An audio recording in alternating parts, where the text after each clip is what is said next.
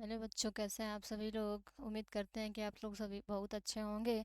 आपका स्वागत है अल्फा इंस्टीट्यूट में। जैसा कि आप लोगों को पता है कि परीक्षा बहुत नज़दीक आ चुकी है। परीक्षा बहुत नज़दीक आने के कारण अब आप लोग अगर तैयारी नहीं करेंगे, ठीक है, तो फिर बात पीछे अब आप लोगों को पछताना पड़ेगा। तो अब यहाँ पे परीक्षा की तैयारी कराई जा रही है।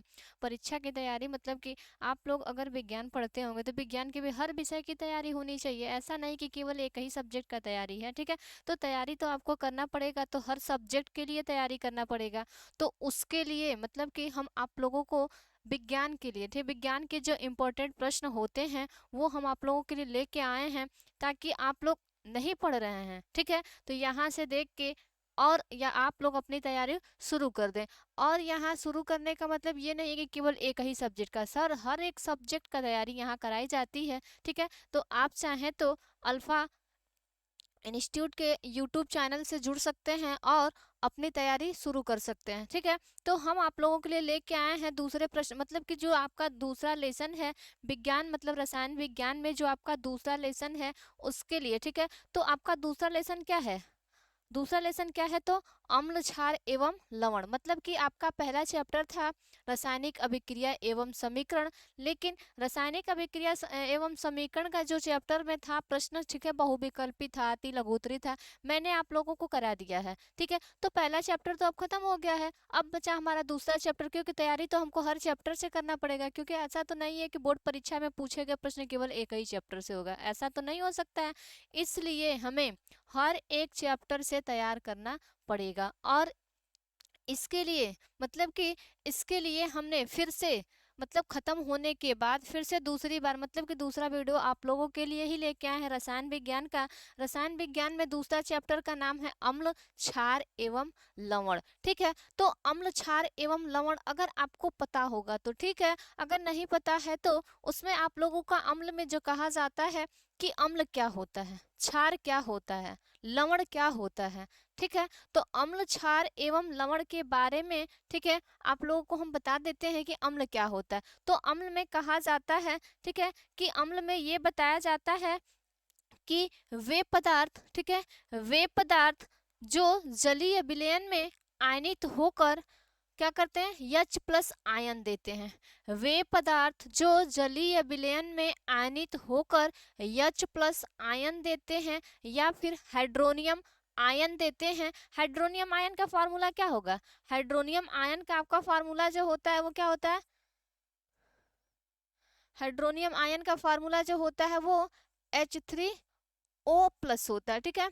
तो या तो आपको क्या मिलेगा अम्ल में, क्या मिलेगा? तो या तो आपको H प्लस मिलेगा या फिर हाइड्रोनियम आयन मिलेगा, ठीक है। तो कहा जाएगा कि अम्ल की परिभाषा क्या बताएंगे, तो कहेंगे कि वे पदार्थ जो जलीय विलयन में क्या होकर आयनित होकर H प्लस आयन या फिर हाइड्रोनियम आयन देते हैं, क्या कहलाते हैं? आपके अम्ल कहलाते हैं, ठीक है। उसके बाद क्षार क्या होता है, तो कह देंगे क्षार के लिए कि वे पदार्थ जो जलीय विलयन में आयनित होकर OH माइनस आयन देता है। क्या देता है? तो OH माइनस आयन देता है, उसे हम क्या कहते हैं? तो क्षार कहते हैं। लवण में क्या होगा, ठीक है, लवण में ये होता है, कह देंगे कि ठीक है, अभिक्रिया के बाद क्या करता है वो, किससे अभिक्रिया करके? तो अम्ल और क्षार से अभिक्रिया करके क्या देता है आपको? लवण एवं जल मिलेगा, ठीक है। लवण कहने का मतलब ये है कि जब अम्ल और क्षार दोनों को मिला देंगे, जैसे आप लोग पढ़े होंगे धातु अधातु, उसके बाद उपधातु, ऑक्सीकरण, अपचयन और रेडॉक्स, उसी प्रकार से ये भी है अम्ल क्षार एवं लवण। तो अम्ल और क्षार को मिलाने पे जो हमारी क्रिया होती है, ठीक है, ये भी कह सकते हैं कि अम्ल और क्षार दोनों की अभिक्रिया को क्या कहते हैं? हम लवण कहते हैं। अम्ल एवं क्षार की अभिक्रिया को हम क्या कहते हैं? तो लवण कहते हैं, ठीक है। तो ये चैप्टर का मीन्स यही था कि अम्ल क्षार एवं लवण क्या होते हैं। तो अम्ल पता चल गया कि क्या देगा, हाइड्रोनियम आयन देगा या फिर H प्लस देगा। उसके बाद जो क्षार होगा वो क्या देगा आपको? OH माइनस देगा, ठीक है। और लवण में दोनों का क्या होगा? कॉम्बिनेशन होगा। कॉम्बिनेशन होने के मतलब कि ये है कि दोनों को जब मिला देंगे तो जो आपको मिलेगा वही आपका लवण होता है, ठीक है। तो इसमें आपका बहुविकल्पी प्रश्न में पहला प्रश्न क्या पूछा है हमसे? बहुविकल्पीय प्रश्न में क्या पूछा है, कह रहा है कि अम्लीय विलयन का पीएच मान है। ठीक है, अम्लीय विलयन का पीएच मान है। देखिए पीएच मान के लिए आपका एक स्केल बना होता है। ठीक है, स्केल मतलब कि ऐसे एक लाइन है। स्केल तो वैसे देखे होंगे, अगर जो मैथ में ज्योमेट्री बॉक्स में एक आपकी सीधी पट वाली एक ऐसे करके एक चपटी सी स्केल मिलती है। ठीक है, प्लास्टिक की ये होती है। ठीक है, तो वही आपका क्या होता है, स्केल। उसी स्केल के जैसे एक आपका पीएच स्केल भी होता है। ठीक है, तो पीएच स्केल में ये बताया जाता है कि ये जो 7 होगा, ठीक है, क्या होगा, तो 7 होगा। ये 7 जो होगा, ठीक है, वो क्या करता है, इसी के अंतर्गत आपको बताया जाता है कि इस स्केल में ही बताया जाता है कि कब उदासीन होगा, कब आपका अम्लीय होगा और कब आपका क्षारीय होगा। ठीक है, जब 7 होगा, एकदम एग्जैक्ट जब 7 होगा, तो वो आपका क्या होगा, उदासीन होगा। उदासीन। अगर वही 7 से कम हो जाएगा, मतलब कि क्या, 1 2 3 4 5 6 या फिर 6.9 तक भी रहेगा। ठीक है, वो आपका क्या होगा, अम्लीय होगा। ठीक है, क्या होगा, अम्लीय होगा। और 7 से जैसे ही जाएगा अधिक, तो वो क्या होगा, आपका क्षार होगा। ठीक है, तो ये पीएच स्केल के द्वारा ही हमें पता चलता है कि कब अम्लीय होगा, कब क्षारीय होगा, कब उदासीन होगा। एकदम एग्जैक्ट आपका 7 रहेगा। ठीक है, एकदम एग्जैक्ट मतलब कि 7 एकदम प्रॉपर रहेगा, तो उसका मान क्या होता है, उदासीन होता है। अगर 7 से कम रहे तो अम्लीय होता है, और 7 से अधिक हो जाए तो क्षारीय होता है। ठीक है, तो यहाँ आपसे प्रश्न में क्या पूछ रहा है, कह रहा है, ठीक है, क्या कह रहा है कि अम्लीय विलयन का पीएच मान है। बताइए, अभी बताए हैं अम्लीय के लिए क्या होना चाहिए, 7 से अधिक कि 7 से कम कि 7, क्या होना चाहिए कि 0, बताइए क्या होना चाहिए। तो अम्लीय के लिए अभी बताएं कि अगर 7 से कम होता है तो वो क्या होता है, अम्लीय होता है। मतलब इसका राइट आंसर क्या होगा, राइट आंसर इसका क्या होगा, 7 से कम। अभी पीएच स्केल में आप लोगों को दिखाए हैं कि 7 होगा तो उदासीन होगा, 7 से कम होगा तो अम्लीय होगा, 7 से अधिक होगा तो क्षारीय होगा। तो यहाँ आपसे प्रश्न में पूछ रहा है कि अम्लीय विलयन का पीएच मान है, तो अम्लीय विलयन का पीएच मान है मतलब कि क्या होगा, पीएच ही पूछ रहा है, तो स्केल के द्वारा हम देख लेंगे। स्केल में जैसे ही हमने देखा तो पाया क्या कि 7 से कम होने चाहिए। ठीक है, मतलब इसका करेक्ट आंसर जो होगा वो क्या होगा, बी ऑप्शन होगा, क्या, 7 से कम। आगे देखते हैं दूसरा प्रश्न क्या है। दूसरा कह रहा है कि सल्फ्यूरिक अम्ल में अम्लीय हाइड्रोजन परमाणुओं की संख्या है। कह रहा है कि सल्फ्यूरिक अम्ल में अम्लीय हाइड्रोजन परमाणुओं की संख्या है, क्या, 2 3 1 या 0। देखिए अम्लीय हाइड्रोजन का मतलब क्या होता है, अम्लीय हाइड्रोजन मतलब कि जो उसमें दिया हुआ पार्ट है। पहले तो सल्फ्यूरिक अम्ल को हम लिख लेंगे, सल्फ्यूरिक अम्ल का फॉर्मूला क्या होता है, तो H2SO4। ठीक है, और इसी में आपसे क्या पूछ रहा है कि हाइड्रोजन परमाणुओं की संख्या कितनी होगी। ठीक है, कह रहे कि सल्फ्यूरिक अम्ल में अम्लीय हाइड्रोजन परमाणुओं की संख्या है, तो यहां से हम निकाल लेंगे अम्लीय में क्या होना चाहिए, H+ होना चाहिए और SO4। ठीक है, उसके बाद यहाँ देख लेते हैं हाइड्रोजन कितना है, हाइड्रोजन 2 है, तो यहाँ हम 2 लिख लेंगे, तो बता देंगे ना हम कि सल्फ्यूरिक अम्ल में जो आपका अम्लीय हाइड्रोजन परमाणु की संख्या कितनी है, तो 2 है। कितनी है, 2 है। यहाँ दिख रहा है हमको कि कितना मिल रहा है आपको, तो 2 मिल रहा है। जब 2 मिल रहा है तो वही तो हम टिक करेंगे, मतलब इसका राइट आंसर क्या होगा, 2 होगा। मतलब ऑप्शन ए इसका क्या होगा, राइट आंसर होगा। तीसरा प्रश्न देखते हैं क्या है।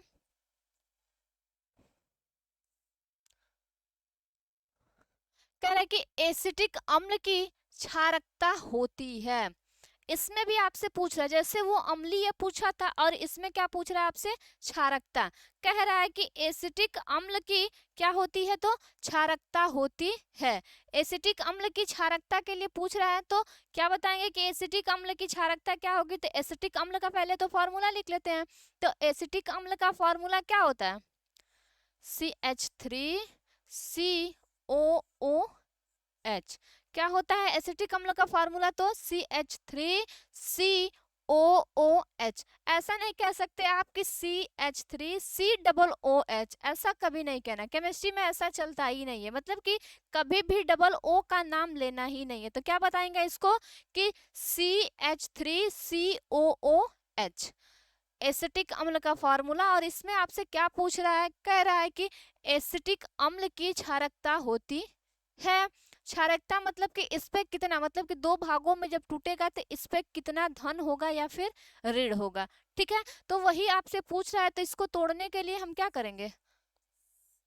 लिखेंगे तो CH3COO minus plus H plus. ठीक है, देख रहे हैं इस पे या तो एक प्लस बन रहा है या तो एक माइनस, मतलब कि एसिटिक अम्ल की क्षारकता कितनी होगी? तो एक होगी। इसके लिए राइट आंसर कितना होगा? एक होगा। ठीक है, तो इसका ऑप्शन कौन सा सही होगा? फर्स्ट वाला सही होगा। ठीक है, तो इसके लिए मतलब यहाँ पे आयनों को ही देखा जाता है। कह रहा है कि क्षारकता के लिए, तो क्षारकता मतलब कि आपका OH माइनस होना चाहिए। तो माइनस आप कितना ले रहे हैं? एक ही तो यूज कर रहे हैं ना। माइनस जब एक यूज कर रहे हैं तो उसकी क्षारकता कितनी हो गई? एक हो गई। ठीक है, आगे इसमें कह रहा है कि एसिटिक अम्ल एक दुर्बल अम्ल है क्योंकि, क्या कह रहा है कि एसिटिक अम्ल एक दुर्बल अम्ल है क्योंकि इसमें पानी की मात्रा अधिक होती है, इसमें आयन की मात्रा क्या होती है? कम होती है। इसमें आयन की मात्रा कम होती है। यह एक कार्बनिक अम्ल है, यह एक अकार्बनिक अम्ल है। कह रहे कि एसिटिक अम्ल एक दुर्बल अम्ल है क्योंकि, आपसे क्या पूछ रहा है कि एसिटिक अम्ल एक दुर्बल अम्ल है क्योंकि इसमें पानी की मात्रा अधिक होती है, इसमें आयन की मात्रा कम होती है, यह एक कार्बनिक अम्ल है, यह एक अकार्बनिक अम्ल है। क्या इसका सही जवाब होगा? तो यह एक कार्बनिक अम्ल है। ठीक है, यह एक क्या है? कार्बनिक अम्ल है। ठीक है, उसके बाद आगे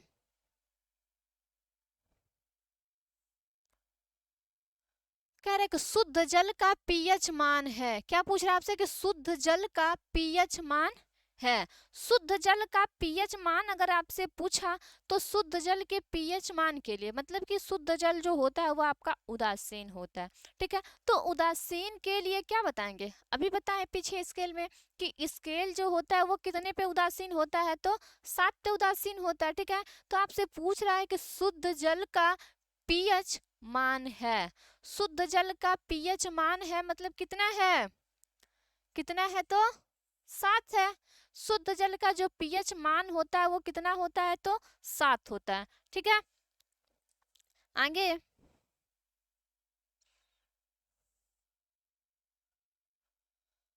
कह रहा है कि धोने के सोडा का रासायनिक सूत्र है। धोने के सोडा का रासायनिक सूत्र है। ठीक है, जो आप लोग कपड़ा धोते हैं, ठीक है, तो वो उसका पूछ रहा है कि धोने के सोडा का रासायनिक सूत्र है। ठीक है, तो धोने के सोडा का रासायनिक सूत्र आपका बताया गया है। क्या होता है? Sodium carbonate decahydrate. ठीक है, क्या होता है? तो सोडियम कार्बोनेट डेकाहाइड्रेट। तो देखिए यहाँ फॉर्मूला कौन सा है? Sodium carbonate decahydrate. डेका किसको कहते हैं? जब 10 लगा होगा। ठीक है, तो अगर एक होता है, दो होता है, तीन होता है, ऐसे करके क्रम में जब चलता है तो 10 नंबर पे पहुंचा है तो उसका क्या नाम होता है? डेका। ठीक है, वैसे भी ये आपका कहा जाए तो ये आपका धावन सोडा होता है, और ये आपका ब्लीचिंग पाउडर होता है, और ये आपका सोडियम हाइड्रोक्साइड होता है। ठीक है, उसके बाद ये जो होता है यही आपका धोने के सोडा का क्या होता है? रासायनिक सूत्र होता है। ठीक है, तो इसके लिए करेक्ट आंसर कौन सा होगा? तो बी होगा। कौन सा होगा? तो बी होगा।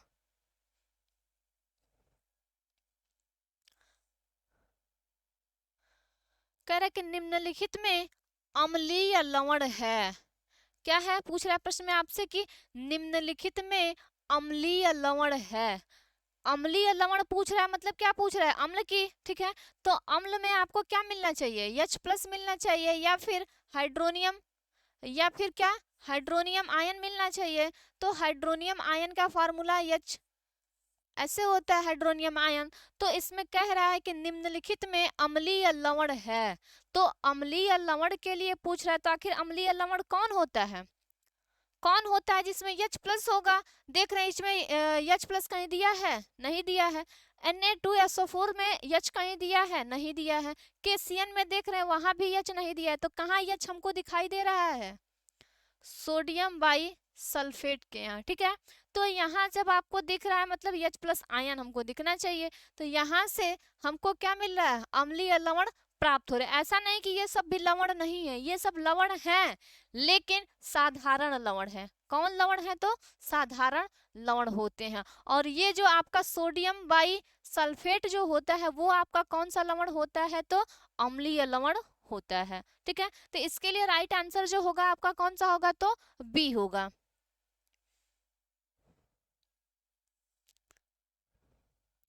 आगे कह रहा है कि बेकिंग पाउडर को गर्म करने से कौन सी गैस निकलती है। आपसे क्या पूछ रहा है, कह रहा है कि बेकिंग पाउडर को गर्म करने पर कौन सी गैस निकलती है। तो बेकिंग पाउडर जो होता है उसको गर्म करते हैं तो कौन सा में गैस निकलती है, तो सोडियम कार्बोनेट, ठीक है, सोडियम कार्बोनेट। आपका जो होता है ये कहा जाता है कि जब हम गर्म करते हैं, जैसे कि उसमें आपको बताया जाता है रासायनिक अभिक्रिया जब या फिर उसमें बनाने की विधि जो होती है, तो बनाने की विधि में आप जब बनाएंगे उसको ना, तो पता चलता है कि कौन सा गैस निकलता है। और इसके साथ साथ ये तो निकलता ही है, इसके साथ साथ आपका जल भी बाहर निकल जाता है, ठीक है। तो कह रहा है कि बेकिंग पाउडर को गर्म करने से कौन सी गैस निकलती है, तो क्या बताएंगे, सोडियम कार्बोनेट। क्या कौन सी गैस निकलती है, तो सोडियम कार्बोनेट गैस निकलती है। उसके बाद आगे देखते हैं,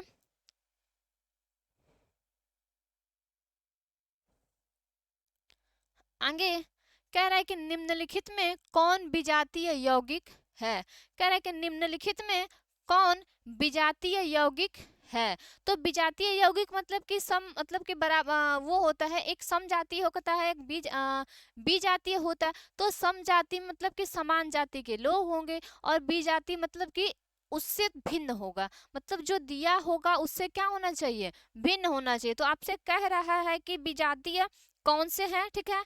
तो विजातीय के लिए आप देखते हैं कि तो चूना पत्थर, खड़िया, संगमरमर, प्लास्टर ऑफ पेरिस। जो आपका ऑप्शन दिया है कह रहा है कि चूना पत्थर, खड़िया, संगमरमर, प्लास्टर ऑफ पेरिस। देखिए ये चूना पत्थर है, तो पत्थर के मतलब कि एक कैटेगरी आपका जो पत्थर का है वो पत्थर में ही होगा। खड़िया जो होता है उसको पटिया कहते हैं, वो भी आपका क्या होता है, वो भी एक पत्थर में ही है। संगमरमर भी देखते हैं एक पत्थर का ही रूप है। लेकिन प्लास्टर ऑफ पेरिस जो है, ठीक है, ये तो आपका हड्डी टूटती है तो जोड़ने में काम आता है, ठीक है। तो ये सबसे क्या है, विजातीय। मतलब इसके लिए राइट आंसर कौन सा होगा, तो प्लास्टर ऑफ पेरिस। इसका राइट आंसर क्या होगा, प्लास्टर ऑफ पेरिस, क्योंकि यही तीनों के अलावा यही क्या है, विजातीय है, ठीक है। इसका आगे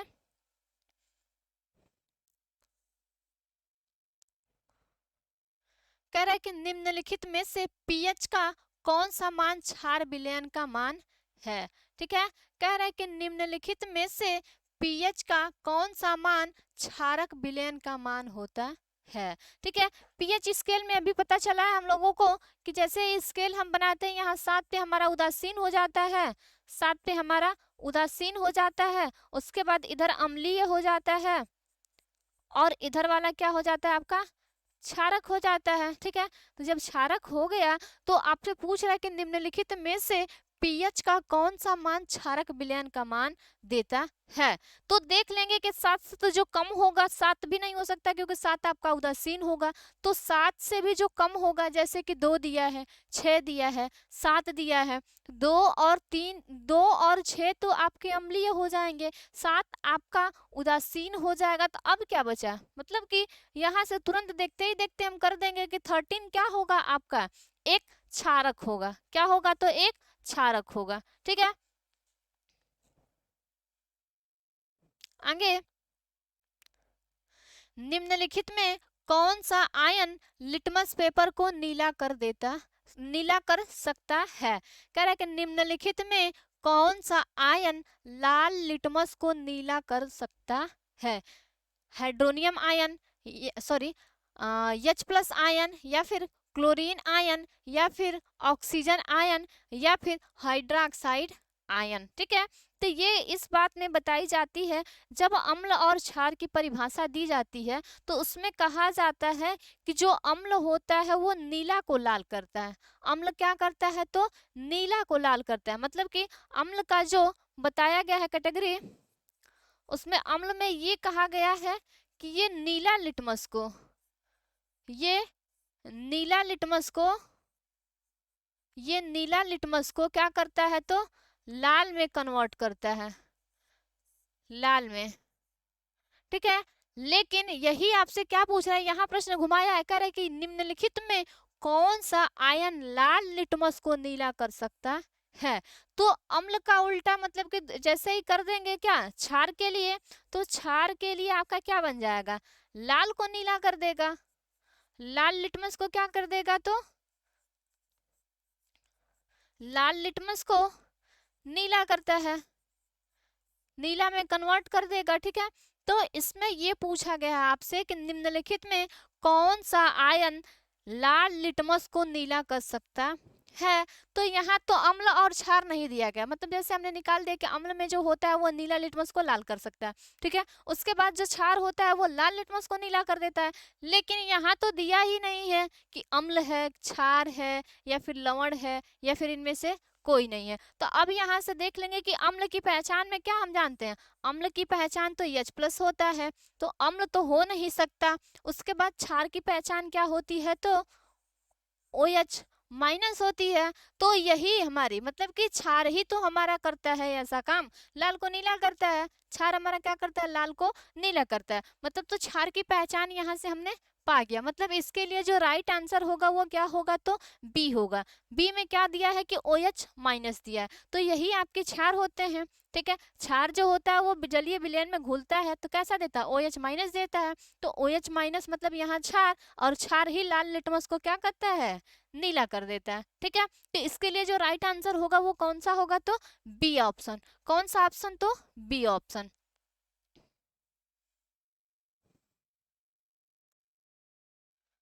आगे कह रहा है कि शल्य चिकित्सा में टूटी हड्डियों को जोड़ने के लिए प्रयुक्त होने वाला रासायनिक पदार्थ है।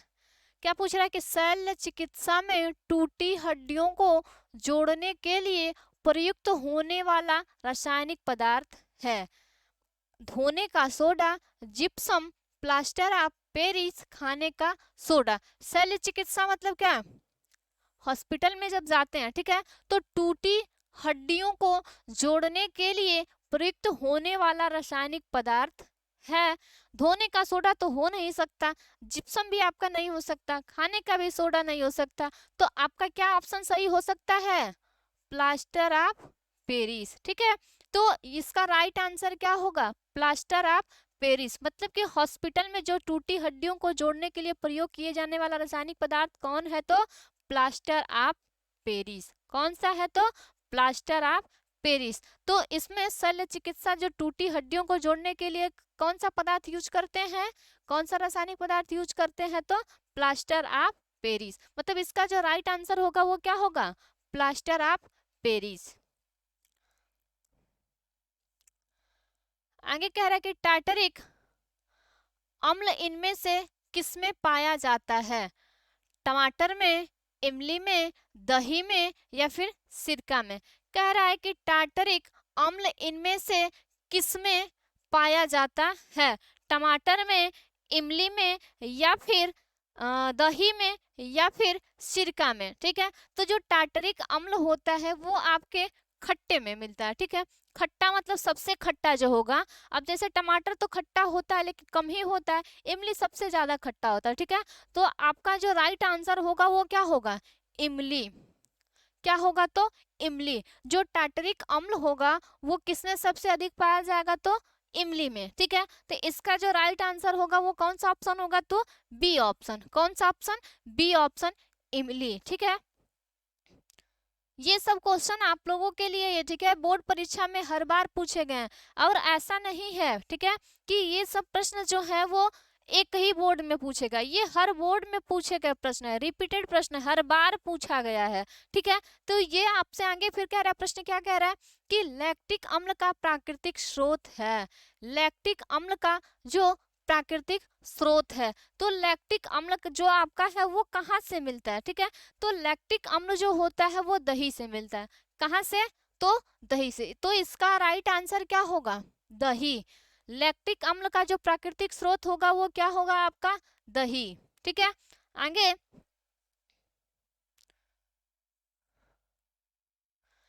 कह रहा है कि धोने का सोडा का रासायनिक सूत्र है, धोने का सोडा का रासायनिक सूत्र है, धोने के सोडा के रासायनिक सूत्र क्या होता है, तो सोडियम कार्बोनेट डेका हाइड्रेट, ठीक है, क्या होता है, सोडियम कार्बोनेट डेका हाइड्रेट होता है। तो इसमें देख लेते हैं कौन सा है, 10 तो इसमें भी दिख रहा है, इसमें भी दिख रहा है, ठीक है, और इसमें भी दिख रहा है, 3 जगह आपको 10 दिख रहा है, मतलब डेका हाइड्रेट तो मिला, ठीक है। उसके बाद अब देखते हैं डेका हाइड्रेट वाला तो पोर्शन सही है, उसके बाद यहाँ देखिए कार्बोनेट दिया है, यहाँ कार्बोनेट आपका है नहीं, तो ये तो गलत हो जाएगा, पहले ही गलत है, ठीक है। उसके बाद ये भी गलत है। अब बचा 2 ठो ऑप्शन, क्योंकि दोनों में ये देख रहे हैं आपका कार्बोनेट यहाँ भी दिया है, कार्बोनेट यहाँ भी दिया है, लेकिन अब क्या गलत है कि यहाँ सोडियम आपका 2 है और यहाँ 1 है। तो वो तो जो आपके सूत्र बने होते हैं वो आपके, ठीक है, आयनों के ऊपर ही रहते हैं, एक दूसरे से कनेक्ट होते हैं। यहाँ जब सोडियम आपका 1 जब आयन बनाएगा, लेकिन यहाँ कार्बोनेट पे हमेशा 2 माइनस होता है, कितना, तो 2। तो जब 2 होता है तो सोडियम भी कितना होना चाहिए, 2। मतलब इसके लिए राइट आंसर जो होगा वो क्या होगा, धोने का सोडा का रासायनिक सूत्र है। तो धोने का सोडा का रासायनिक सूत्र क्या होता है, तो सोडियम कार्बोनेट डेका हाइड्रेट, क्या होता है, सोडियम कार्बोनेट डेका हाइड्रेट। और इसका जनरल नाम तो पता ही है कि धोने का सोडा होता है, ठीक है। आगे देखते हैं प्रश्न क्या है, जिप्सम का रासायनिक सूत्र है, जिप्सम का रासायनिक सूत्र है, ठीक है। जिप्सम जो होता है वो प्लास्टर ऑफ पेरिस को, ठीक है, जब डालते हैं तो उसमें से पानी बाहर हो जाता है, वही आपका क्या होता है, जिप्सम होता है, ठीक है। तो प्लास्टर ऑफ पेरिस में से जब पानी को बाहर कर दिया जाता है तो वही आपका क्या हो जाता है, जिप्सम हो जाता है। तो जिप्सम के लिए फॉर्मूला आपका कैल्शियम सल्फेट, उसके बाद जल होता है, ठीक है। तो ये वाला राइट आंसर देखिए, प्लास्टर ऑफ पेरिस का जो फार्मूला होता है वो CaSO4 हाफ H2O होता है, ठीक है। तो उसमें से जब निकल जाएगा कुछ H2O, तो उसमें से जो बचा हुआ पार्ट होगा वो क्या होगा, ठीक है, वही आपका जिप्सम होता है। तो जिप्सम के लिए जो फार्मूला होगा CaSO4 इंटू 2H2O, जिप्सम का यही फार्मूला होता है। तो इसके लिए राइट आंसर क्या होगा, दूसरा, मतलब कि ऑप्शन बी, CaSO4 2H2O, ठीक है। आगे कह रहा है कि शुष्क बर्फ का रासायनिक सूत्र क्या है, शुष्क बर्फ का रासायनिक सूत्र क्या है। शुष्क बर्फ से आपका पूछ रहा है कि शुष्क बर्फ का रासायनिक सूत्र क्या है, ठीक है। तो शुष्क बर्फ जो होता है उसका रासायनिक सूत्र आपका कार्बन डाइऑक्साइड होता है, क्या होता है, तो कार्बन डाइऑक्साइड होता है, ठीक है। तो इसके लिए ऑप्शन बी सही होगा। शुष्क बर्फ का रासायनिक सूत्र क्या होता है, तो कार्बन डाइऑक्साइड होता है, ठीक है।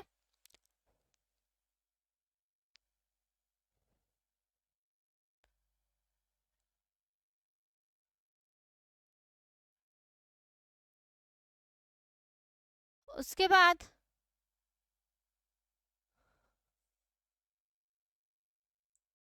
इसी के क्रम में, ठीक है, आगे अब देखते हैं अगला प्रश्न क्या है।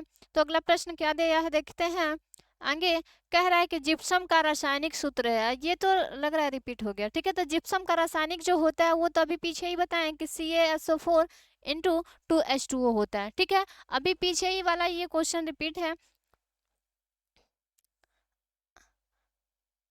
आगे आपसे पूछ रहा है कि अम्ल और क्षारक की आधुनिक अवधारणा क्या है, प्रत्येक का एक एक उदाहरण देते हुए स्पष्ट कीजिए, संबंधित रासायनिक समीकरण भी लिखिए। कह रहे हैं कि अम्ल और क्षारक की आधुनिक अवधारणा क्या है, प्रत्येक का एक एक उदाहरण देते हुए स्पष्ट कीजिए, संबंधित रासायनिक समीकरण भी लिखिए। ठीक है, ये देखिए आपके प्रश्न हर बार पूछे गए हैं। ऐसे प्रश्न हमने लाया है जो हर बार पूछे गए हैं प्रश्न, मतलब कि बोर्ड परीक्षाओं को देखते हुए ये प्रश्न सब आपके लिए ही बनाया गया। ठीक है, तो इसमें आपसे क्या पूछ रहा है कि अम्ल और क्षार पूछ रहा है, अम्ल और क्षार की परिभाषा क्या होती है। उसके बाद आपसे कह रहा है कि प्रत्येक का एक एक उदाहरण भी देना है कि अम्ल में कैसे, ठीक है, होती है क्रिया। उसके बाद क्षार की भी एक उदाहरण देना है। उसके बाद करेंगे संबंधित रासायनिक समीकरण भी लिखिए। तो उसके साथ साथ आपको क्या करना है, समीकरण भी लिखना है। और लिखने के बाद ये सब आपको अम्ल और क्षार भी क्या करना है, समझाना है। तो लिखेंगे, अम्ल की परिभाषा तो पता होगा कि क्या होता है।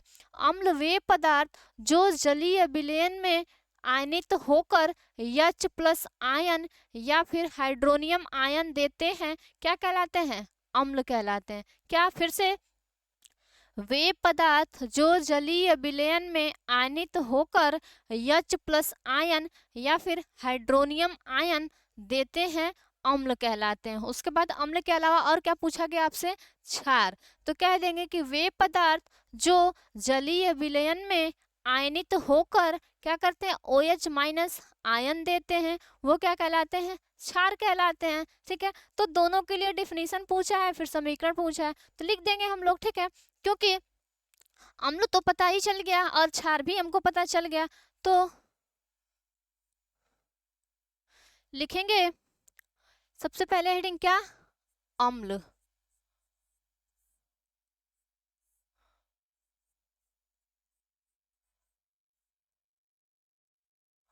अम्ल, ठीक है, तो अम्ल होता क्या है कि वे पदार्थ, क्या, वे पदार्थ जो जलीय विलयन में आयनित होकर हाइड्रोजन आयन या फिर हाइड्रोनियम आयन देता है, क्या कहलाता है आपका, अम्ल कहलाता है।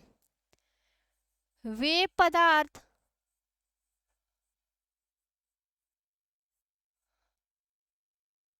जो जलीय विलयन में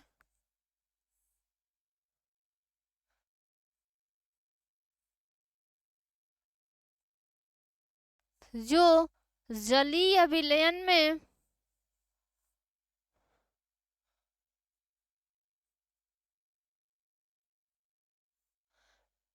आयनित होकर, जलीय विलयन में आयनित होकर hydrogen ion, hydrogen ion, hydrogen ion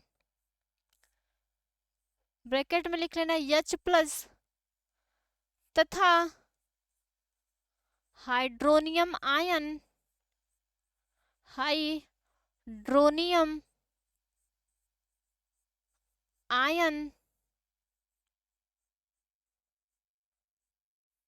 hydronium ion का फॉर्मूला H3O पर पॉजिटिव। ठीक है, हाइड्रोनियम आयन देते हैं,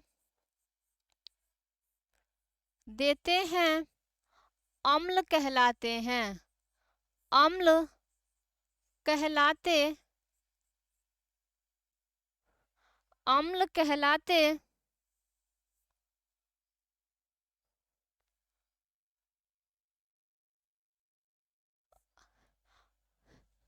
हैं, अम्ल कहलाते हैं। जैसे अगर इसके लिए एग्जाम्पल लिखा जाए, क्योंकि आपसे कहा भी है कि प्रत्येक का एक एक उदाहरण भी क्या करना है, लिखना है। ठीक है, तो जैसे अगर हम लेते हैं, जैसे क्या, जैसे में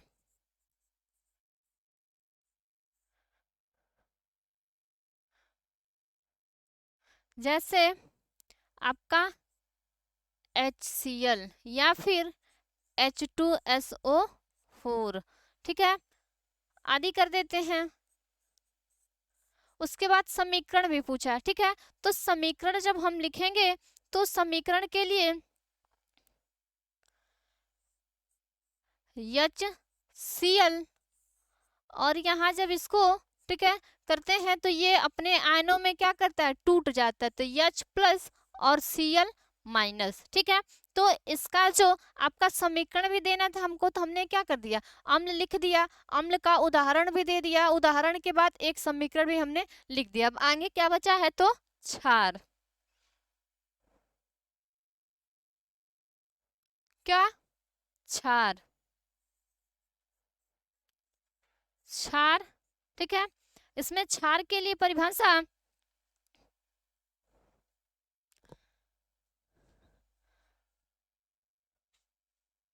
वे पदार्थ जो जलीय विलयन में आयनित होकर OH माइनस आयन देते हैं क्षार कहलाते हैं। वे पदार्थ जो वे पदार्थ जो जलीय विलयन में जो जलीय विलयन में आयनित होकर जलीय विलयन में आयनित होकर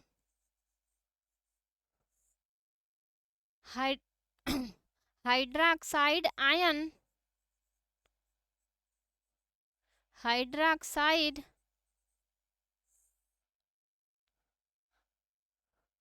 आयन ब्रैकेट में लिख लेना OH माइनस आयन देते हैं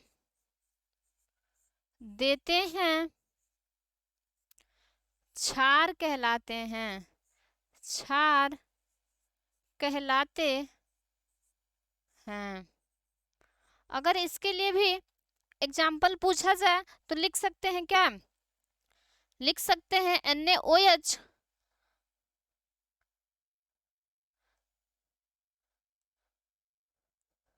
जैसे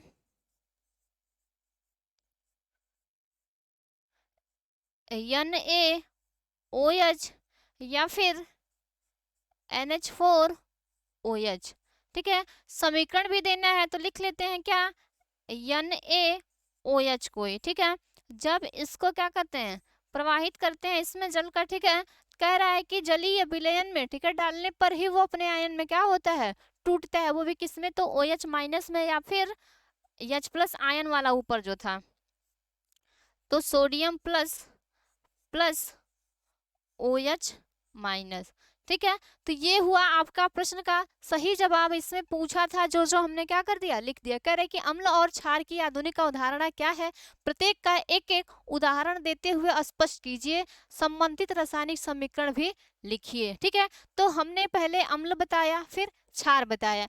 अम्ल में हमने लिख भी दिया कि वे पदार्थ जो जलीय विलयन में आयनित होकर हाइड्रोजन आयन तथा हाइड्रोनियम आयन देते हैं, क्या कहलाते हैं, तो अम्ल कहलाते हैं। जैसे हमने क्या ले लिया है, HCl को या फिर H2SO4 को। जब हमने दोनों को लिया है और एक समीकरण भी आपसे कहा है कि क्या कहा है कि संबंधित रासायनिक समीकरण भी लिखिए, ठीक है। तो संबंधित रासायनिक समीकरण है क्या, कि HCl को ले लिया है और H प्लस आयन में उसको हमने क्या कर दिया, तोड़ दिया है। उसके बाद क्षार के लिए कहा है कि वे पदार्थ जो जलीय विलयन में आयनित होकर हाइड्रोक्साइड आयन देते हैं क्षार कहलाते हैं। क्षार के लिए भी एग्जाम्पल जैसे हमने क्या ले लिया, NaOH या फिर NH4OH, ठीक है।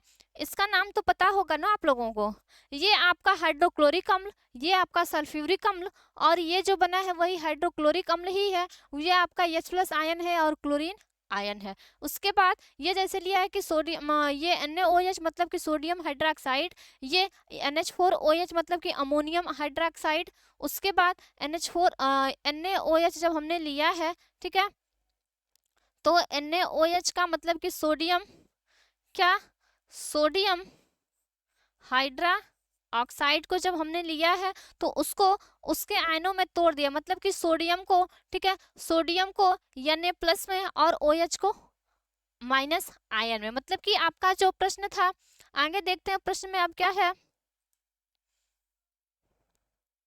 कह रहा है कि उदासीनीकरण अभिक्रिया क्या है, दो उदाहरण दीजिए।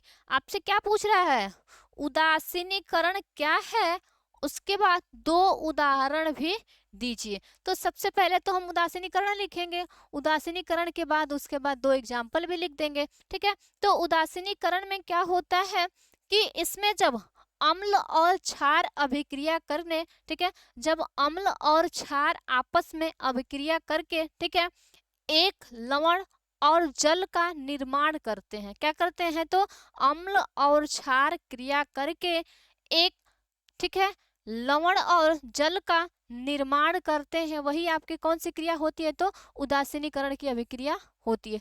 तो लिख लीजिए, किसी अम्ल को, उत्तर,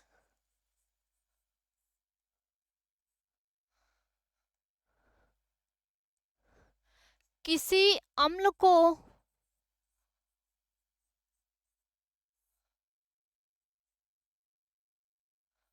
अम्ल को किसी किसी क्षारक, किसी अम्ल को किसी क्षारक से अभिक्रिया के फलस्वरूप, किसी अम्ल को किसी क्षारक के अभिक्रिया के फलस्वरूप फलस्वरूप ठीक है, कह रहा है क्या कि किसी अम्ल को किसी क्षारक से, ठीक है, यहाँ नहीं, यहाँ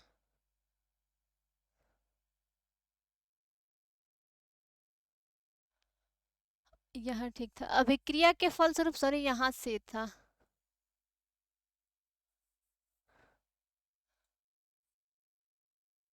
क्या फिर से सुन लेते हैं, किसी अम्ल को किसी क्षारक से अभिक्रिया के फलस्वरूप लवण तथा जल,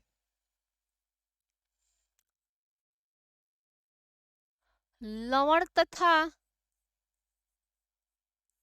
जल का निर्माण, ठीक है, का निर्माण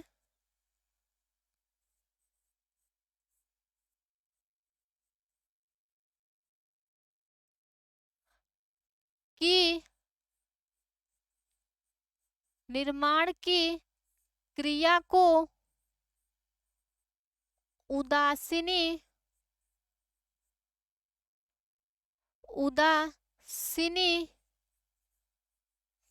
करण अभिक्रिया कहते हैं। उदासीनीकरण अभिक्रिया कहते हैं।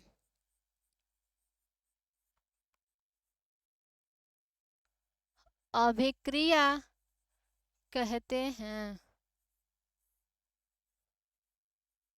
क्या, किसी अम्ल को किसी क्षारक से अभिक्रिया के फलस्वरूप लवण तथा जल का निर्माण की क्रिया को उदासीनीकरण अभिक्रिया कहते हैं। ठीक है, जब अम्ल और क्षार को मिला देंगे तो आपका जब भी लवण और जल बन जाएगा, इस अभिक्रिया को क्या कहते हैं, तो उदासीनीकरण की अभिक्रिया कहते हैं। उसमें आगे फिर कहा है कि दो उदाहरण भी क्या करिए, लिखिए। तो पहला उदाहरण हम ले लेते हैं क्या,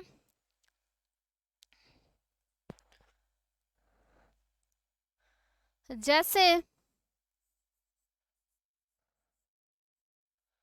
जैसे NaOH प्लस HCl। उसके बाद जब हम मिलाते हैं दोनों को तो हमको क्या मिलता है, तो लवण मिलना चाहिए। तो लवण के लिए NaCl अब प्लस उसके बाद क्या, तो जल मिलना चाहिए। ठीक है, तो ये आपका कहा है कि अम्ल और क्षार दोनों को मिलाना है, तो ये आपका क्या हो गया, क्षारक, और ये आपका क्या हो गया, अम्ल। ठीक है, तो जब अम्ल और क्षार दोनों को मिलाते हैं तो हमको क्या मिलता है, लवण और जल। तो मिल गया हमको लवण और जल। लेकिन ये एक उदाहरण से नहीं मानना है, अभी इसको एक और उदाहरण चाहिए, क्योंकि ये बोला है कि 2 उदाहरण दीजिए। अगर इसका नाम पूछा जाए,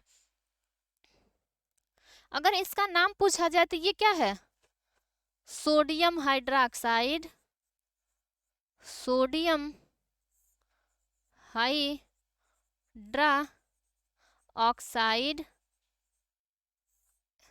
उसके बाद ये क्या है आपका, तो हाइड्रोक्लोरिक अम्ल, हाइड्रोक्लोरिक अम्ल।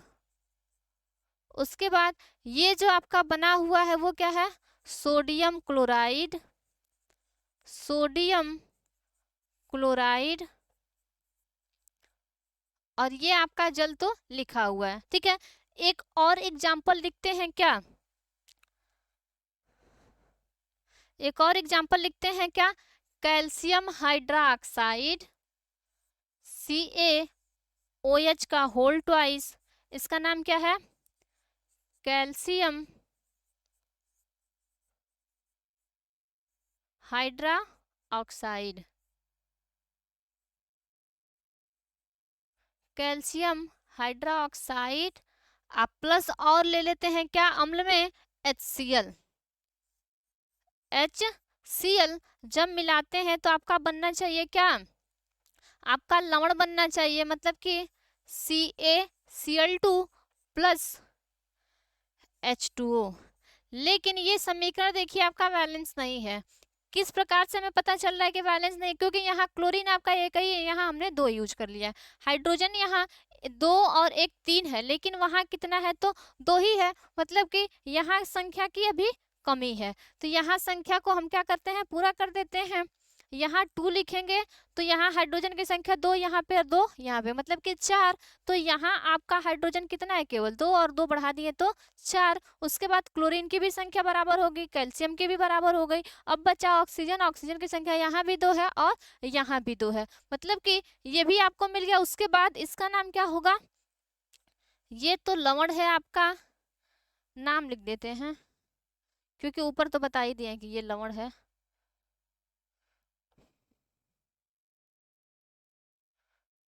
CaCl2, इसका नाम है कैल्शियम क्लोराइड, कैल्शियम क्लोराइड। उसके बाद क्या, जल। अब आगे आपका बचा हुआ है, ठीक है, प्रश्न देखते हैं आगे।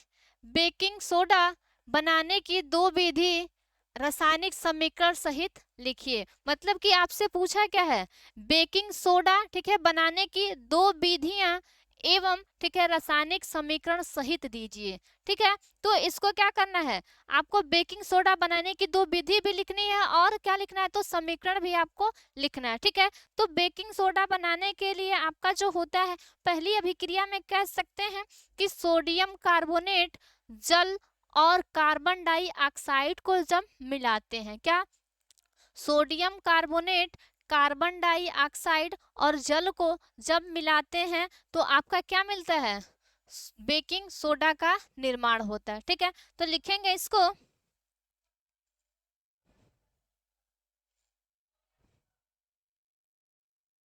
इसका उत्तर,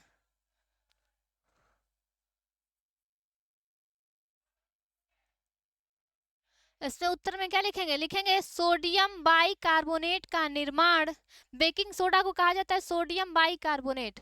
ठीक है, sodium by carbonate, sodium by carbonate का निर्माण सोडियम बाई कार्बोनेट का निर्माण अ,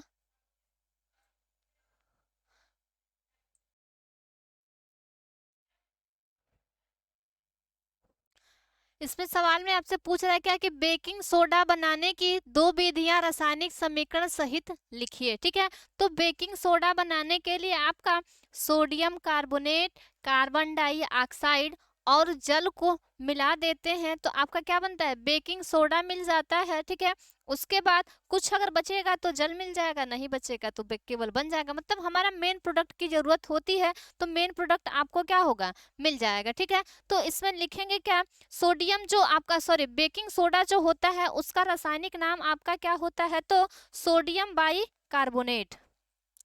क्या लिखेंगे, sodium by carbonate,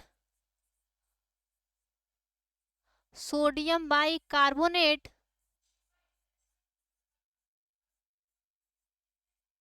sodium by carbonate का का निर्माण सोडियम कार्बोनेट के संतृप्त विलयन में सोडियम कार्बोनेट के संतृप्त विलयन में सोडियम कार्बोनेट का फॉर्मूला Na2CO3 कह रहा है कि सोडियम बाई कार्बोनेट NaHCO3 का निर्माण सोडियम कार्बोनेट के संतृप्त विलयन में के संतृप्त जलीय विलयन में जलीय विलयन में carbon dioxide gas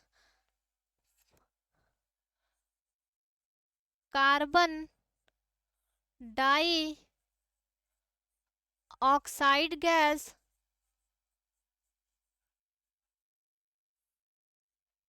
oxide gas प्रवाहित प्रवाहित करने पर प्रवाहित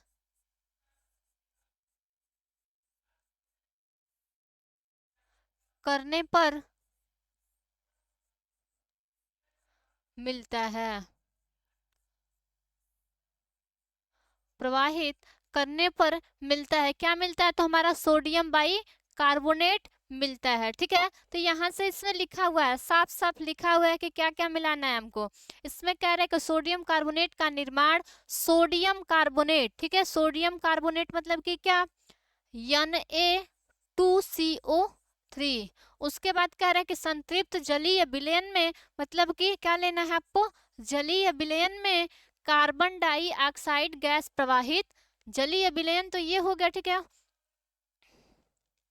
यहाँ छूटा हुआ है,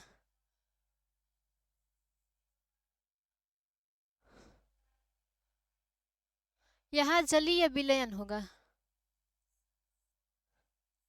जलीय विलयन में कार्बन डाइऑक्साइड गैस प्रवाहित करने पर। ठीक है, तो यहाँ पे क्या कर रहा है कि जलीय विलयन तो हमने ले लिया, उसके बाद क्या कर रहा है कि कार्बन डाइऑक्साइड गैस, तो कार्बन डाइऑक्साइड को भी हमने मिला लिया। ठीक है, उसके बाद तब क्या कर रहा है कि जब इन तीनों को मिला देते हैं तो आपका क्या मिल जाता है, तो sodium by carbonate, sodium by carbonate, यही आपका क्या होता है, धोने का या बेकिंग सोडा होता है, सॉरी बेकिंग सोडा होता है। तो बेकिंग सोडा हमें मिल गया, किससे किससे मिला है, तो हमें सोडियम कार्बोनेट से, उसके बाद कार्बन डाइऑक्साइड से, उसके बाद जल में जब प्रवाहित कर दिए हैं हम तो आपको क्या मिल गया है, तो सोडियम बाई कार्बोनेट या फिर बेकिंग सोडा मिल गया। ठीक है, अगर इसका नाम अगर लिखना चाहे तो पता है ना, ये इसका सोडियम कार्बोनेट, ये कार्बन डाइऑक्साइड, ये आपका जो थ्योरी लिखी हुई है उसमें आपको बताया गया। तो ये आपकी बनाने की पहली विधि थी। उसके बाद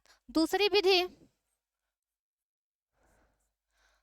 विधि भी पूछा है, क्योंकि कहा है कि दो विधियां लिखिए, ठीक है। तो दो विधियां में एक कह सकते हैं कि सोडियम क्लोराइड की अभिक्रिया, किससे, सोडियम क्लोराइड की अभिक्रिया अमोनिया, ठीक है, व जल व कार्बन डाइऑक्साइड के साथ जब हम कराते हैं, ठीक है। तो लिखेंगे क्या कि सोडियम क्लोराइड की अभिक्रिया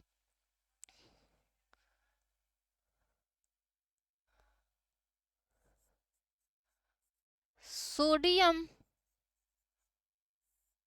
क्लोराइड सोडियम क्लोराइड की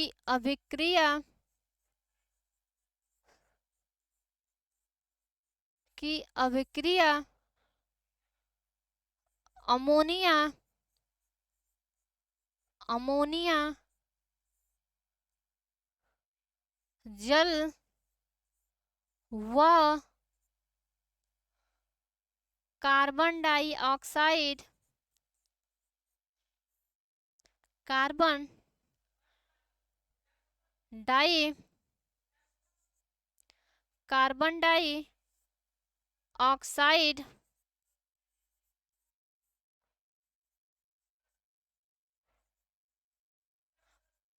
कार्बन डाइऑक्साइड को मिलाने पर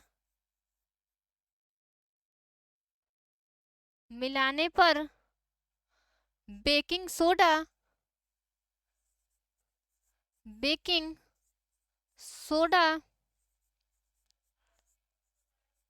प्राप्त होता है। बेकिंग सोडा प्राप्त होता है। इसमें आपको देखिए थ्योरी में बता रहा है कि क्या क्या आपको मिला देंगे तो आपको क्या मिल जाएगा, ठीक है। तो इसमें कह रहा है कि इसमें सोडियम क्लोराइड लेना है, ठीक है। तो सोडियम क्लोराइड का फॉर्मूला क्या होगा, NaCl प्लस उसके बाद और क्या लेना है, तो अभिक्रिया पे अमोनिया, क्या, अमोनिया जल कार्बन डाइऑक्साइड। तो यहाँ आपको साफ साफ दिखा रहा है, ठीक है। तो अमोनियम को सोडियम क्लोराइड हो गया, उसके बाद अमोनिया के लिए फॉर्मूला NH3 प्लस उसके बाद जल का आपका H2O, उसके बाद और क्या लेना है, कार्बन डाइऑक्साइड, ठीक है, क्या, कार्बन डाइऑक्साइड। जब इनको मिला देते हैं तो आपको क्या मिल जाता है, आपको मिल जाएगा सोडियम बाइकार्बोनेट, उसके बाद सोडियम बाइकार्बोनेट। अब मेन प्रोडक्ट तो हमें मिल गया, लेकिन जो बचा हुआ पार्ट है उसको भी हम लिख देंगे। क्या, देखिए यहाँ सोडियम एक है, उधर भी एक मिल गया, उसके बाद क्लोरीन आपका बचा हुआ है, ठीक है। उसके बाद और क्या बचा है, सी तो खत्म हो गया, ऑक्सीजन आपका 2 और 1 3, मतलब ये भी खत्म है। तो यहाँ आपका नाइट्रोजन बचा हुआ है, नाइट्रोजन। उसके बाद हाइड्रोजन यहाँ भी 2 है और यहाँ 3, मिला के 5 है। तो एक यूज हो गया है, तो अब हमारे पास कितना बचा, अभी 4। उसके बाद अब क्या बचा है, तो क्लोरीन बचा है। मतलब ये जो मिल जाएगा आपको क्या, अमोनियम क्लोराइड, ठीक है। तो ये आपका जो सवाल पूछा था कि बेकिंग सोडा बनाने की दो विधियां रासायनिक समीकरण सहित लिखिए, ठीक है। ये आपका पूरा टोटल आंसर है। आगे प्रश्न क्या पूछा है कि धावन सोडा बनाने का रासायनिक समीकरण तथा एक उपयोग भी लिखिए, ठीक है। धावन सोडा बनाने की एक विधि आपसे पूछा है, ठीक है। उसके बाद कह रहे हैं कि धावन सोडा बनाने का रासायनिक समीकरण तथा इसका उपयोग भी लिखिए। तो धावन सोडा जो आपका अभी पीछे अभी अभी जस्ट ऊपर, धावन सोडा बनाने का रासायनिक समीकरण तथा इसका एक उपयोग लिखे, सॉरी, धावन सोडा बनाने की जो विधि होती है, ठीक है, इसके लिए भी एक रासायनिक समीकरण लिखना और इसका एक उपयोग लिखना है। तो धावन सोडा जो बनाना होगा उसके लिए आपका सोडियम हाइड्रोक्साइड और कार्बन डाइऑक्साइड को जब मिला देंगे, क्या, सोडियम हाइड्रोक्साइड और कार्बन डाइऑक्साइड को जब मिला देंगे तो आपको क्या मिल जाएगा, धावन सोडा। धावन सोडा के बाद आपका जल भी मिलेगा, लेकिन उसमें पूछा है कि धावन सोडा का प्रयोग कहाँ किया जाता है, तो जल की कठोरता दूर करने में, क्या करने में, तो जल की कठोरता को दूर करने में धावन सोडा का प्रयोग किया जाता है। तो लिखेंगे क्या उत्तर में, धावन सोडा बनाने की रासायनिक समीकरण धावन सोडा बनाने की रासायनिक रासायनिक समीकरण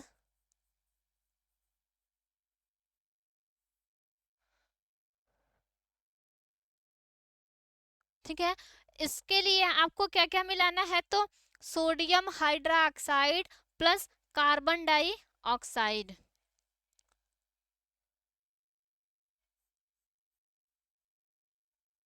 sodium hydroxide plus carbon dioxide को जब हम मिलाते हैं, ठीक है, तो जब इसको मिला देंगे तो आपको क्या मिल जाएगा, एक आपका क्या मिलेगा, तो धावन सोडा मिल जाएगा। और उसके बाद आपका जो बचा हुआ पार्ट, तो धावन सोडा का फार्मूला Na2CO3 प्लस उसके बाद अब देख लेंगे कि बचा क्या है, ठीक है। तो बचा हुआ पार्ट मतलब कि देखेंगे कि सोडियम हमारा यहाँ कितना है, एक है, लेकिन वहाँ दो है, तो ऐसे ही कम दिख रहा है हमको, तो यहाँ क्या करेंगे, संख्या को बढ़ा लेंगे। तो संख्या जब बढ़ाएंगे तो यहाँ से आपका क्या क्या मिल गया, सोडियम आपका 2 था वो भी मिल गया, उसके बाद कार्बन 1 है, ऑक्सीजन यहाँ पे 4 है, और हाइड्रोजन आपका 2 बचा हुआ है, मतलब कि H2O आपका क्या होगा, निकल जाएगा, और जो मिल जाएगा वो क्या होगा, धावन सोडा। उसके बाद इसमें पूछा है कि इसका एक उपयोग भी लिखना है, ठीक है, तो धावन सोडा का उपयोग भी लिखना है, तो क्या लिखेंगे, इसका उपयोग, इसका उपयोग जल की जल की कठोरता दूर करने में, जल की कठोरता दूर करने में किया जाता है।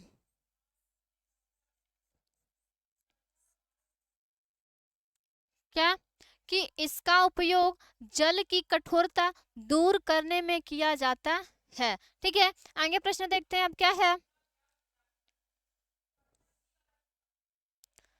धावन सोडा का रासायनिक नाम तथा अणु सूत्र लिखिए, इसके बनाने की विधि का केवल रासायनिक समीकरण लिखिए, ठीक है। इसमें भी आपका क्या पूछा है कि धावन सोडा का रासायनिक नाम, अणु सूत्र, उसके बाद इसके बनाने की विधि भी क्या करनी है, लिखना है, वो भी केवल इसका एक समीकरण लिखना है, ठीक है। तो उसके लिए भी लिखेंगे क्या, धावन सोडा का रासायनिक नाम, धावन सोडा का रासायनिक नाम,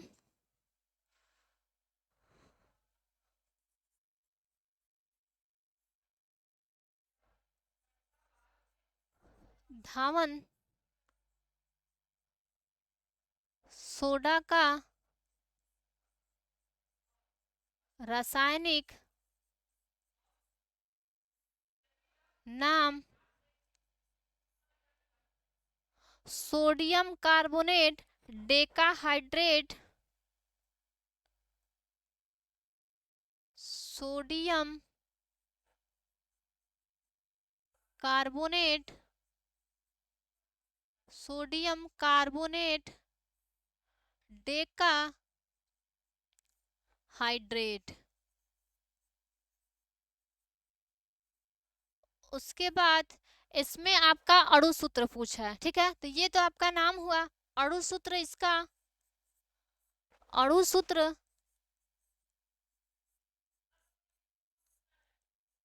सोडियम कार्बोनेट, ठीक है, सोडियम कार्बोनेट के लिए फॉर्मूला Na2CO3, उसके बाद कह रहा है क्या कि डेका हाइड्रेट, मतलब कि डेका मतलब कि 10 मोल जो होगा वो आपका क्या होगा, जल होगा, ठीक है। तो उसमें कह रहा है आपसे कि क्या लेना है, तो डेका हाइड्रेट भी लेना है। इसके बाद अभी भी ये खत्म नहीं हुआ, अभी पूछा है कि धावन सोडा का रासायनिक नाम तथा अणु सूत्र लिखिए, इतना तो कंप्लीट हुआ।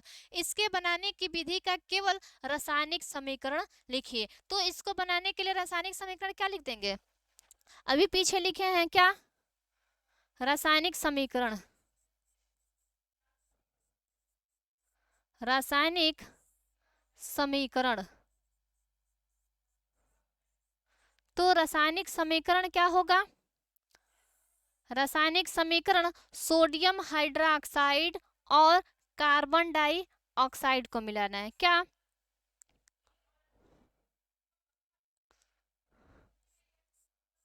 सोडियम हाइड्रोक्साइड और कार्बन डाइऑक्साइड को जब मिलाते हैं तो आपको क्या मिल जाता है, सोडियम कार्बोनेट प्लस जल। ठीक है, यहाँ पे देख लेते हैं संख्या क्या कम है या अधिक है।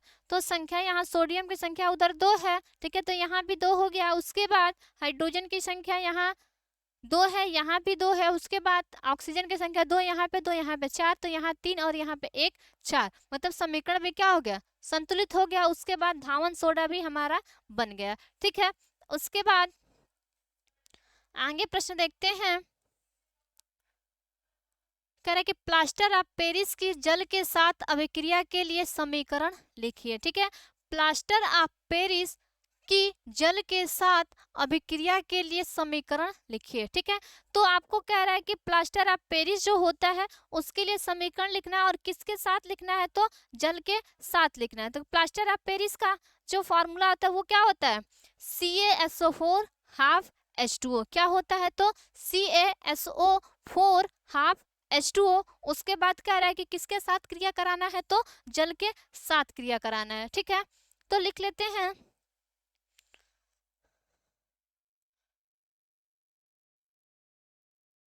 CaSO4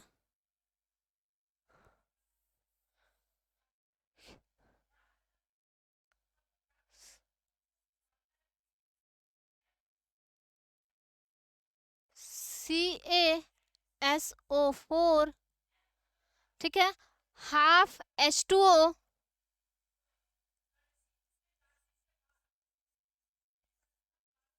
प्लस उसमें क्या कह रहा है कि जल के साथ अभिक्रिया कराना है। किसके साथ, तो जल के साथ अभिक्रिया कराना है। यहाँ लिख लेंगे क्या, 3/2 H2O, या फिर इसी को ऐसा भी लिखा जा सकता है। ठीक है, क्या कि 1/2,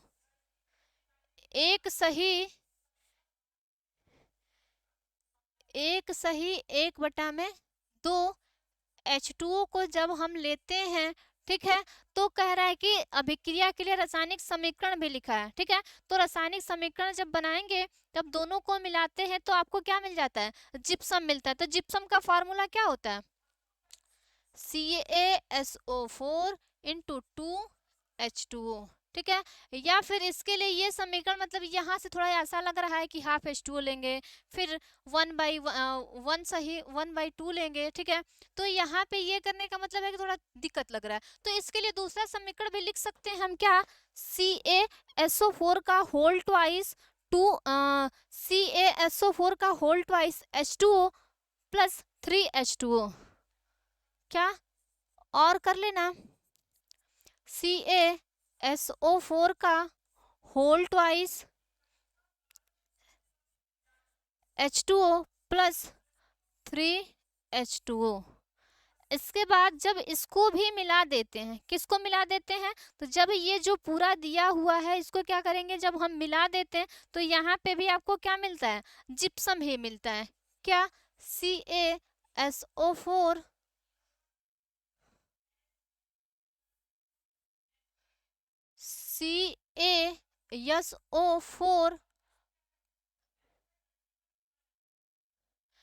इंटू 2H2O। फिर यहाँ से संख्या देख लेते हैं। यहाँ कैल्शियम सल्फेट आपका कितना है, 2 है, और यहाँ पे जो मिला हुआ है वो कितना है, केवल एक है। ठीक है, तो यहाँ भी क्या कर लेंगे हम, 2 कर लेते हैं। उसके बाद यहाँ देख लेंगे, ये तो बराबर हो गया पूरा। उसके बाद हाइड्रोजन की संख्या 3 दूना के 6 और 2 8, कितना है तो 6 और 2 8। तो यहाँ देख लेते हैं 2 दूना के 4 और 4 दूना के 8, मतलब ऑक्सीजन की भी संख्या क्या हो गई, बराबर हो गई। ठीक है, उसके बाद अब जो बचा वो क्या है, ऑक्सीजन। ऑक्सीजन तो ये सल्फेट वाला बराबर है ही, केवल ये बचा हुआ 3 और 1 4, कितना तो 3 और 1 कितना 4। तो यहाँ पे देखिए 2 और यहाँ आगे दिया है और 2 से मल्टीप्लाई करेंगे तो कितना हो जाएगा आपका 4, मतलब कि ये भी जो आपका दिया हुआ है वो भी क्या हो गया, बराबर हो गया। और ये आपका क्या कहलाता है तो जिप्सम, ये किसका है तो जिप्सम है, जिप्सम का फार्मूला। और ये जो है आपका क्या है, प्लास्टर ऑफ पेरिस है, प्लास्टर ऑफ पेरिस। ठीक है, यहीं पे अब इसका सिलसिला समाप्त हुआ, क्योंकि बहुविकल्पी और लघु उत्तरी जो अति लघु उत्तरी थे यहीं पे समाप्त हुआ। ठीक है, इसके आगे भी अभी अब अगले चैप्टर के लिए लाएंगे। ठीक है, इसके लिए अब थोड़ा वेट करना पड़ेगा, लेकिन अब इसके लिए धन्यवाद।